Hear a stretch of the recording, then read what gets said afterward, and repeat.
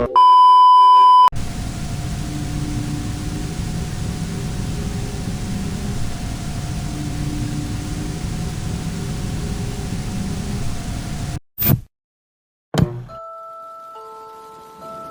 rain had been falling all day, an unbroken sheet of gray draping over the city.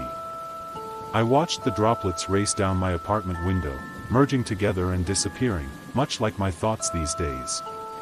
Writing had once been a way to escape from the chaos of life, but now, it felt like I was trying to dig my way out of quicksand. Every word pulled me deeper into exhaustion and self-doubt. I was a freelance writer, though I hadn't been writing much lately. My income, always precarious, had become even more unstable.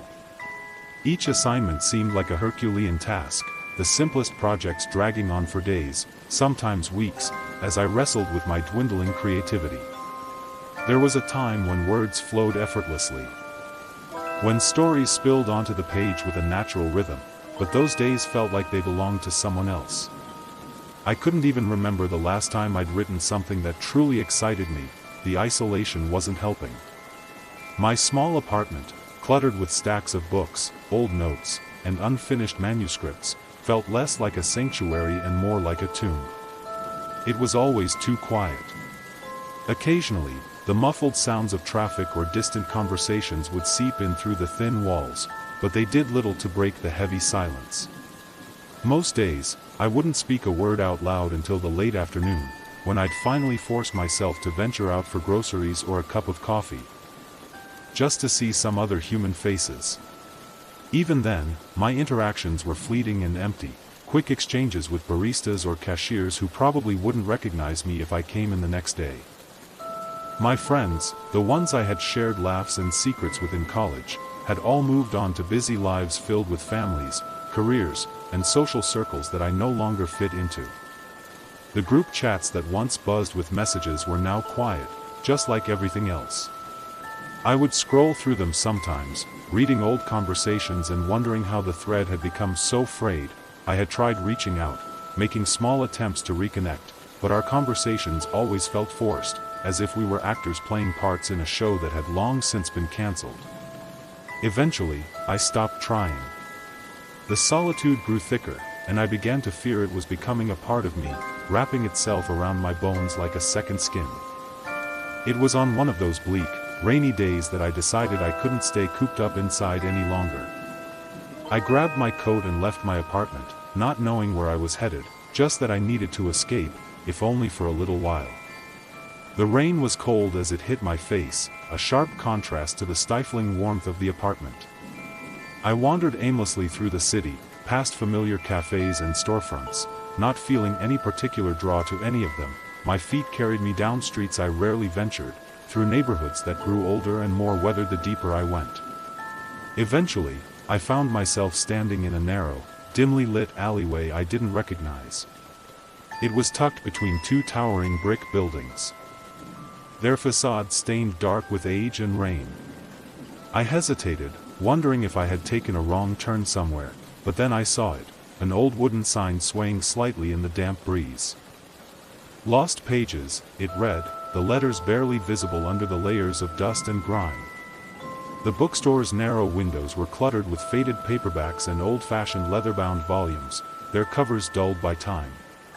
The glass panes were fogged with moisture, and the light within was dim and flickering. Curiosity piqued, I pushed open the door, and the old-fashioned bell above the frame jangled faintly. The air inside was heavy, filled with the scent of aged paper and wood polish. It was darker than I expected, with most of the light filtering in from the narrow front windows. The store was cluttered, chaotic even, with stacks of books piled high on tables and chairs, shelves sagging under the weight of countless volumes. Narrow aisles twisted and turned, leading deeper into the shadows. I wandered through the narrow aisles, running my fingers over the books that seemed to belong to another era. Some were printed in faded typefaces, their covers cracked and peeling, while others looked like handmade journals, stitched together by someone's careful hands, long ago. The deeper I ventured, the quieter the world seemed to grow, the hum of the city fading into the background as if I had stepped into another time altogether.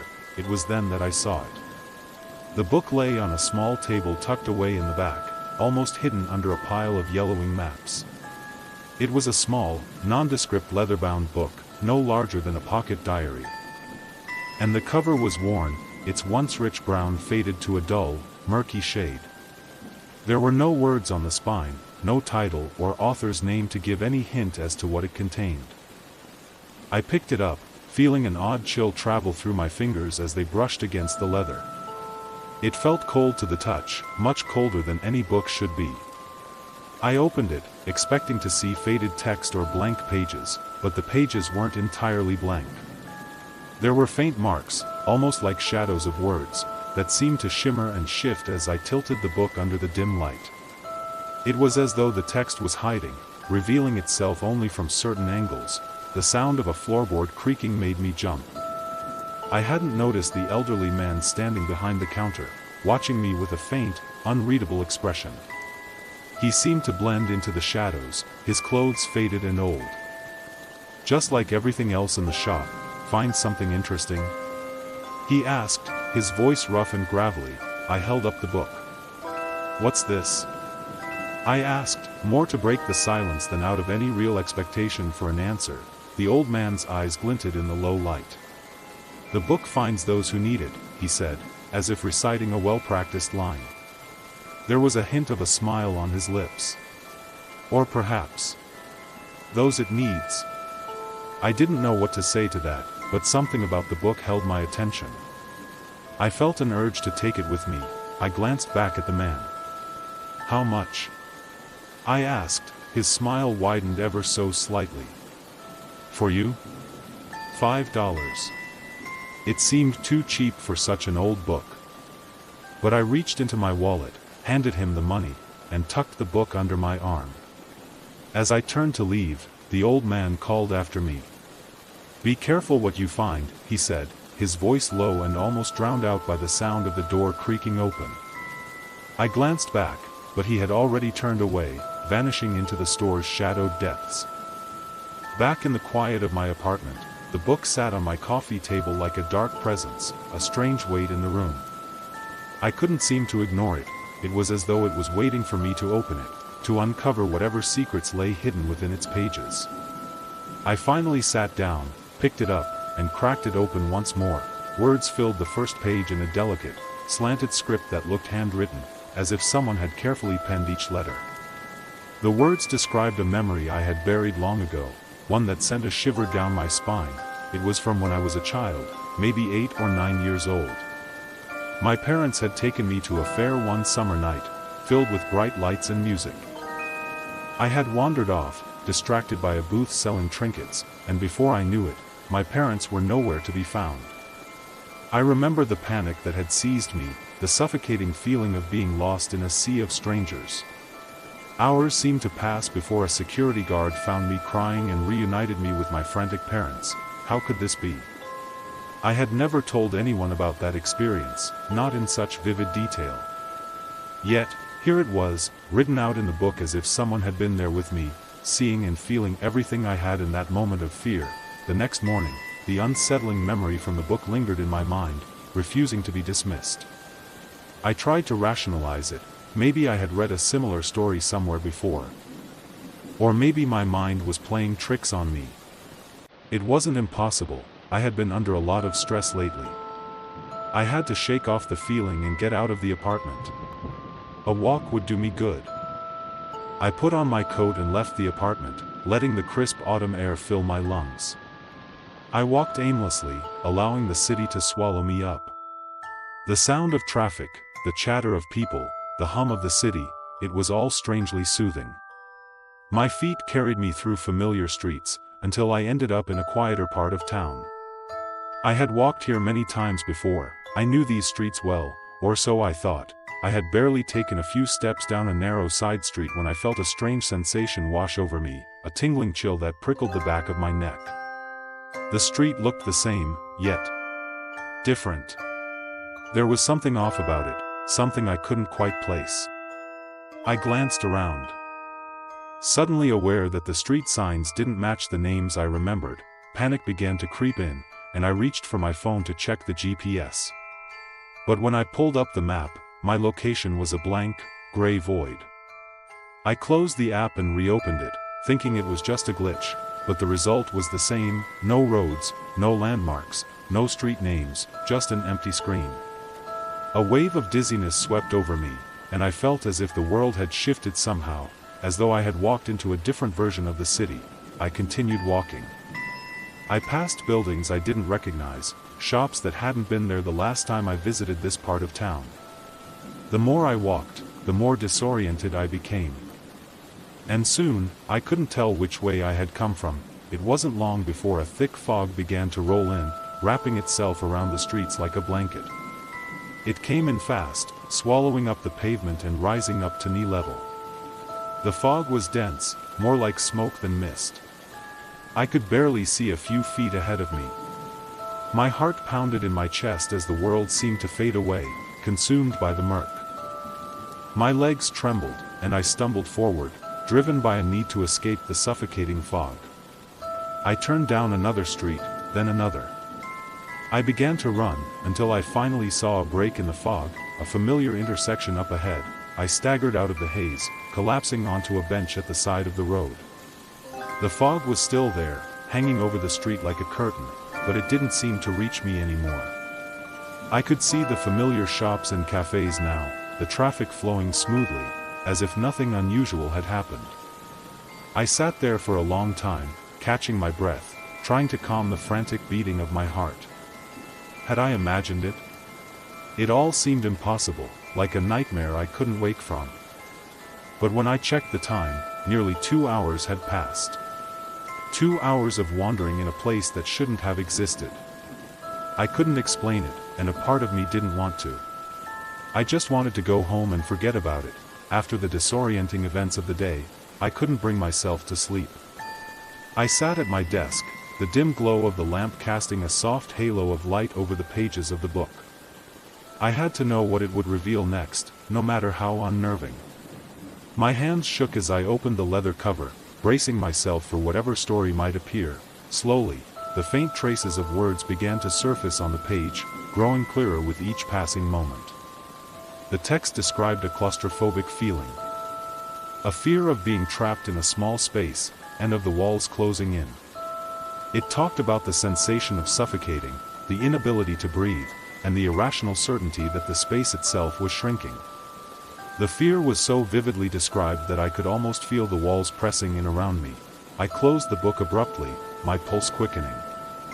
I stood up and began pacing the room, trying to shake off the creeping sensation of unease. But then I noticed something strange.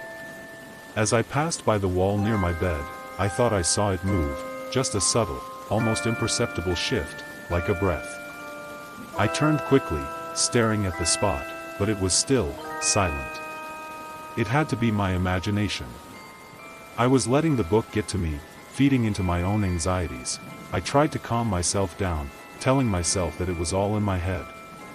But when I stepped closer, I felt a soft vibration, almost like a heartbeat. I reached out and placed my hand against the wall. It was warm. Too warm. And there was a subtle give to the surface, like it wasn't quite solid. I jerked my hand back, my breath coming in short gasps. I backed away, my eyes fixed on the wall. It pulsed again, and this time, I was sure of it. It was moving, expanding outward ever so slightly, then contracting again. The room seemed to grow smaller, the air thicker, as though the walls were pressing in from all sides. Desperation clawed at my mind. I grabbed a knife from the kitchen and approached the wall, gripping the handle with trembling fingers. If there was something wrong with the wall, I needed to see it for myself. I pressed the blade against the surface and dragged it downward, tearing through the wallpaper. Beneath the surface, a dark substance oozed out, a thick, viscous fluid that glistened under the dim light. The wall itself seemed to throb, like an open wound. And I could see a network of veins coursing just below the surface, pulsating with a dark fluid that seemed to breathe along with the room. I stumbled back, horrified by the sight, as the walls seemed to bulge inward, suffocating me with their closeness. The room grew warmer, the air stagnant and heavy. I could barely think, barely breathe. I backed toward the door, desperate to escape. I flung the door open and fled out into the hallway, gasping for air. The corridor outside was cool, blessedly still, and I collapsed against the opposite wall, my breath uneven. I didn't know how long I sat there, trembling, my mind racing to make sense of what I had just seen. When I finally summoned the courage to look back into the apartment, the walls appeared normal, solid, undisturbed. The tear in the wallpaper was gone. I eventually went to sleep, although I barely slept that night. The morning light filtered through the curtains. The book sat closed on the desk, its leather cover cracked and worn. I had almost convinced myself not to open it again, but my mind kept returning to the feeling of the wall under my fingers, pulsing with a life of its own. I needed answers, and I was sure they wouldn't come from the pages of that cursed book. I made my way out of the apartment and headed back to where all this had started, the old bookstore, Lost Pages. I walked through the crowded streets, the noise of the city buzzing in the background, but it all felt distant. As I approached the narrow alleyway, a sense of dread gnawed at me. I had to find the bookstore, but when I reached the spot where I had first stumbled upon Lost Pages, there was nothing there. The alleyway was narrow and cluttered with old crates and garbage bins, but no bookstore. There wasn't even a sign that a shop had ever existed there. I searched the walls, running my fingers over the worn bricks as if I could somehow find a hidden doorway. I called out into the empty space, my voice echoing back at me. The truth hit me like a punch to the gut. Lost Pages was gone. Or perhaps it had never existed in the first place. I stumbled back out onto the main street, my heart pounding. If the bookstore wasn't real, then what did that mean for the book? I needed someone else to see it. Someone who could tell me if I was going crazy or if there was something genuinely unnatural about the book. There was only one person I could think of who might take me seriously, my old friend, Emily.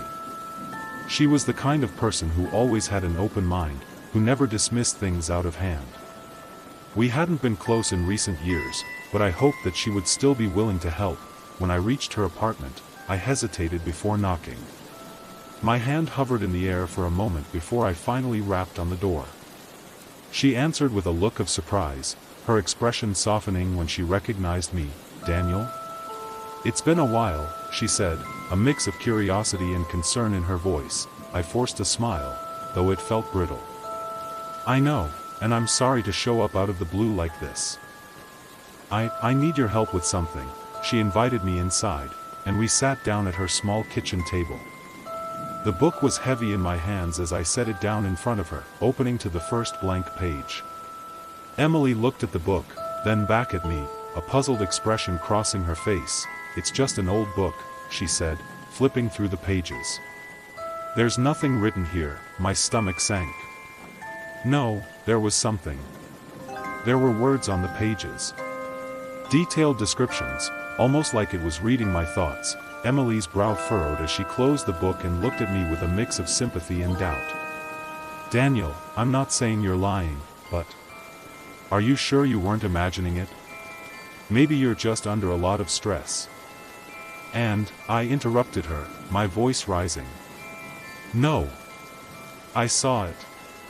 The words were there, and then things started happening, things that I read in the book. It's like it's manifesting my fears." Emily's expression softened, but I could see the skepticism in her eyes. "Okay, let's just take a breath. Maybe we can figure this out together. If you're feeling overwhelmed, I'm here for you." I wanted to believe her, but the pit of dread inside me only deepened. Emily had always been calm and rational, but now that calmness felt like dismissal. I took the book back, clutching it to my chest as I left her apartment. The doubt crept into my mind, whispering that maybe she was right, maybe I was just losing my grip on reality. But as I walked back to my apartment, a sense of wrongness clung to me. It was as though the world itself had shifted just slightly. The people passing by seemed distant, their expressions vacant. And when I tried to engage with someone, a stranger at a cafe, a cashier at the grocery store, their responses were delayed, off. I reached my building, every step feeling heavier than the last. I glanced at the book tucked under my arm. Its pages felt cold, as though it were somehow absorbing the life from the world around me. the weight of Emily's skepticism hung over me like a dark cloud, intensifying my anxiety. As night fell, my apartment seemed even more stifling than usual. The silence pressed in from all sides, broken only by the ticking of the clock on the wall. The book lay closed on my desk, but I felt its presence, almost as if it were calling to me. I resisted the urge to open it again, but my mind kept drifting back to the previous entries, replaying the details over and over. I tried to distract myself, scrolling aimlessly through my phone and flipping through TV channels. But nothing could hold my attention. A deep sense of unease had settled in, and no matter how much I tried to convince myself otherwise, I couldn't shake the feeling that something terrible was just around the corner. Then, the phone rang. The sudden sound startled me, my heart skipping a beat. I glanced at the clock, 11:34 p.m. Who would be calling at this hour? The number on the screen was unfamiliar, but something compelled me to answer. I lifted the phone to my ear, and all I heard was static, a low, continuous hiss. "Hello?" I said tentatively, but there was no response. Only static, and then, faintly, as if from far away, I thought I heard my name, distorted and warping through the static. "Hello?" I repeated, my voice growing uneasy. There was a faint click, and then the static stopped. For a moment, the line was dead silent, and I was about to hang up when a voice emerged from the quiet, soft and familiar. It was my grandmother's voice. The realization hit me like a punch to the gut. She had passed away over a decade ago. "Daniel," she said, her voice clear yet hollow, "remember the story I used to tell you?" My breath caught in my throat.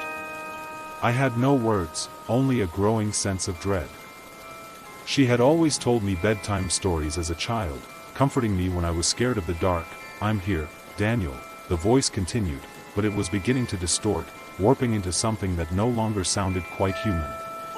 It was as if multiple voices were overlapping, speaking in unison, and none of them belonged to her anymore. The phone slipped from my trembling hand and clattered onto the floor. I stumbled back, my skin prickling with cold sweat. I forced myself to pick up the phone and check the call log. The number was still there, but when I tried to call it back, the line was disconnected. With shaking hands, I reached for the book.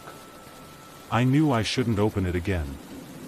That I should throw it away or burn it, but the need for answers, no, for some kind of explanation, was overwhelming.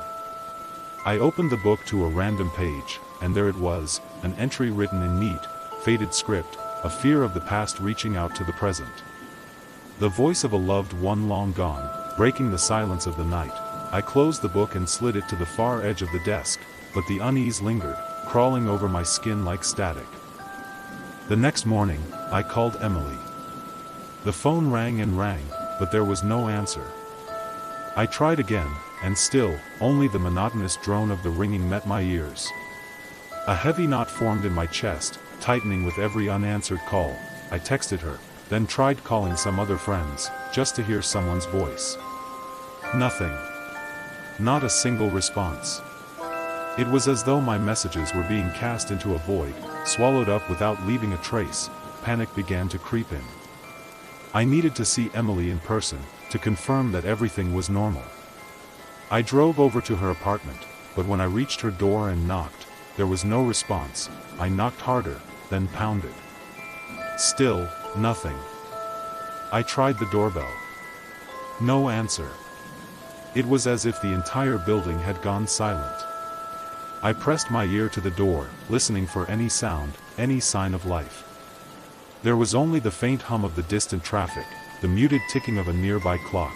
I went to the building's manager to see if Emily was home. His face was blank when I asked him about her. He scratched his head and said, "Emily. Are you sure you have the right building?" He stared at me like I was some stranger speaking a different language. "She lives here," I insisted, feeling a mixture of fear and anger rising within me. "I've been to her apartment before." He shook his head slowly. "Sorry, but I've worked here for years. And I don't recall anyone named Emily living here." His tone was indifferent, almost dismissive. It was impossible. I had visited Emily yesterday. It had to be a mistake or a sick joke. As I left the building, a chill ran down my spine. The streets outside seemed oddly empty, with fewer cars and people than I remembered. I wandered aimlessly, trying to shake off the sense of abandonment that gnawed at my gut. The world around me felt thinner, like it was losing its substance, becoming a shadow of itself. I reached for my phone again, frantically scrolling through my contacts. Some people were missing from my contact list. Friends, acquaintances, even family members, gone. I drove to my parents' house, the roads growing eerily quiet as I neared the familiar neighborhood. When I arrived, the house stood empty, the windows dark and lifeless. I pounded on the door, shouting their names, but there was no answer. The door swung open, revealing a barren, dust-covered interior that looked as though it hadn't been lived in for years. I stumbled back, my thoughts a chaotic swirl. I tried dialing my parents' number, but the call didn't go through.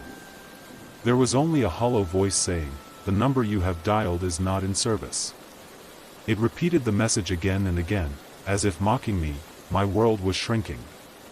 The people I had known, the places that had been so familiar, were slipping away. It felt as if reality itself was erasing them, leaving me isolated in an increasingly empty world. I tried visiting an old friend who lived in the next town over. When he answered the door, his face was pale and vacant, his eyes unfocused as though he was half asleep. Do you remember me?" I asked, my voice trembling with desperation. "We used to hang out all the time. Don't you remember?" He blinked at me, his gaze unfocused. "You shouldn't have opened the book," he murmured, his voice flat, as if reciting something from memory. "What?" I stepped back, my skin crawling. "What did you say?" His expression remained unchanged, his lips moving soundlessly before he repeated the phrase, "You should have never opened the book." His eyes seemed to glaze over as he spoke, and I felt a coldness settle over me, a dreadful certainty that I was slipping further away from the world I once knew. I left in a daze, my mind racing with questions, but no answers came. As I drove back to my apartment, the streets were emptier than ever. It felt like a dream, a nightmare, that I was unable to wake up from, and all I could do was keep driving, hoping against hope that someone, anyone, would still be there when I returned. By the time I reached my apartment, night had already fallen, and an oppressive silence seemed to blanket the building. I hesitated before unlocking the door, a nagging sensation that I was walking into a trap. But I had nowhere else to go. It felt like the entire world had been swallowed by darkness, and this was the last patch of ground that still existed. As I stepped inside, the air felt colder than usual, and a strange quiet settled over the place. I flicked the light switch, but nothing happened. I tried another one, but the bulb stayed dark. Then, out of the corner of my eye, I saw it. Standing across the street, directly facing my window, was a pale figure. I could feel its gaze, heavy and unyielding, boring into me from across the street. The figure wasn't moving. It wore a pale, featureless face, blank and devoid of expression, its surface reflecting the streetlights in a way that made it seem almost translucent, and then it disappeared. Over the next few days, the figure would return. Sometimes, it appeared outside the living room window, other times at the back. Near the alley, as time went on, the figure crept closer and closer, until one night, I found it standing directly outside my bedroom window, its pale face peering in through the glass. I froze, my breath hitching in my throat as I locked eyes with it, or what would have been its eyes, if it had any. There was nothing there, only a smooth, featureless surface that somehow managed to exude a sense of malevolence, and then, it was gone. The days blurred together after the encounter with the pale figure. Sleep became a rare occurrence, and when I did manage to close my eyes, I found myself trapped in a maze of dark corridors and whispering shadows. Each time I woke, I half expected to see the figure standing over my bed. One night, I found the book resting on the kitchen counter, its pages fluttering open as if caught by an invisible breeze. The words faded into view, and I read them with a sense of grim inevitability, the fear that everything around you is just a reflection of your mind, that reality is bending to your will. Or your despair. I shivered as the room seemed to grow colder, the lights dimming as though a shadow had passed over them. I grabbed the book and threw it across the room in frustration, the leather cover thudding against the wall. It landed with a heavy slap, lying there with its pages fanned out. For a brief moment, I thought that might be the end of it. But then the lights flickered, and the familiar chill settled over the apartment. There was a pressure in the air, a sensation like being watched. I turned, and the walls seemed to bend inward, as if being drawn toward a single point in the living room. I watched, frozen in place, as a shape began to form, a dark, indistinct mass that seemed to pulse and shift like a living shadow. It was as though the very fabric of reality was unraveling before my eyes. Then the shadow parted, and the figure emerged, stepping forward with a slow, deliberate grace. Its form was more defined now, almost human, yet there was an unnatural fluidity to its movements. It seemed to float just above the ground, its limbs swaying as if caught in a current. The figure's face remained featureless, but its presence was unmistakably more powerful, as if it had grown stronger with every fear I had confronted. And as it moved closer, I realized something. It wasn't just feeding on my fear, it was shaping itself based on the darkest parts of my mind. It was then that the truth began to settle in, a cold, unyielding realization that clawed its way into my thoughts. The figure wasn't an external force, it was a manifestation of the book, of my own mind.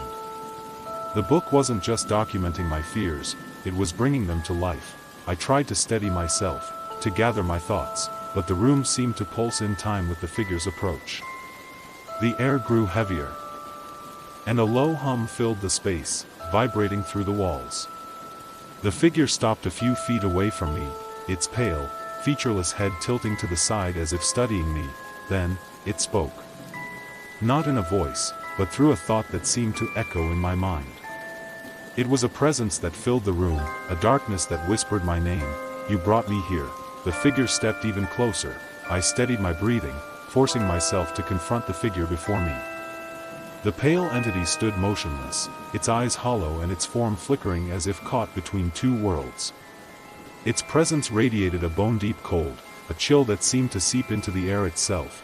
"I know what you are," I said, my voice shaking but growing stronger with each word. "You are my fears, my doubts, my anxieties, everything I've tried to push away. But you are not stronger than me." The pale figure's expression remained unchanged, but I sensed a shift in the darkness surrounding us. It seemed to pulse, reacting to my words, as though the very fabric of the nightmare was beginning to fray at the edges. "I accept that these fears are a part of me," I continued, "but they don't define who I am. I am more than my darkest thoughts, more than the terror that tries to consume me." For a moment, the figure stood as if frozen, its form wavering, becoming less solid. The air grew lighter, as though a weight had been lifted. The figure's shape blurred, its outline dissolving into a haze of gray smoke. As the last remnants of its form began to dissipate, the whispering ceased, replaced by an almost deafening silence. I watched as the entity melted away into nothingness, leaving only faint traces of mist that quickly faded. As I looked around, my surroundings began to change. The walls of my apartment shifted back to their normal dimensions, the suffocating darkness lifting. The oppressive silence gave way to the familiar hum of city life outside my window, a welcome reminder that I had returned to reality. I could hear the faint sound of traffic in the distance and the steady rhythm of my own breathing. I cautiously reached for my phone and all my contacts were there. I sent a message to Emily. "Hey. It's me." I was unsure if she'd even respond, but almost immediately, the screen lit up with her reply. "Oh my God. Where have you been? Are you okay? People have been looking for you for weeks. You just vanished." A wave of relief crashed into me. I was back. I was real. Emily remembered me. Tears welled in my eyes as my phone buzzed again. Another message from Emily. "Your parents filed a missing person report. We thought the worst. No one knew where you were. They checked your apartment. You were gone." I sank to the floor. Somehow, impossibly, I'd returned from wherever I'd been, but the world had kept going without me. the apartment no longer felt like a nightmarish labyrinth. It was just my home, plain and familiar, with the clutter of books and papers on the coffee table, the faint smell of coffee lingering in the air. I sank onto the couch, while holding the book. It was lighter than I remembered, as if some unseen burden had been lifted from its pages. As I sat there, a thought crept into my mind. This experience wasn't something I could forget, nor should I. The book was more than a cursed object, it was a mirror that had forced me to confront what I had buried deep within myself. In some strange, unsettling way, it had helped me. It had shown me that facing the darkness was the only way to let the light back in. I decided to keep the book, not as a relic of horror but as a reminder of the darkness I had faced and the strength it took to overcome it. I placed it on my shelf, where it sat among other leather-bound volumes. From a distance, it looked ordinary, unremarkable, as though it was just another book in my collection. But I knew that if I ever needed to remember the lessons I had learned, the book would be there, waiting to remind me of what I had endured and conquered. As the days passed, life seemed to return to normal. My anxiety didn't vanish overnight, but it no longer had the same power over me. I had confronted the fears that had once ruled my life, and I had come out on the other side stronger. The book remained a part of me, a silent witness to the darkness I had faced and a testament to the fact that even the deepest fears could be challenged.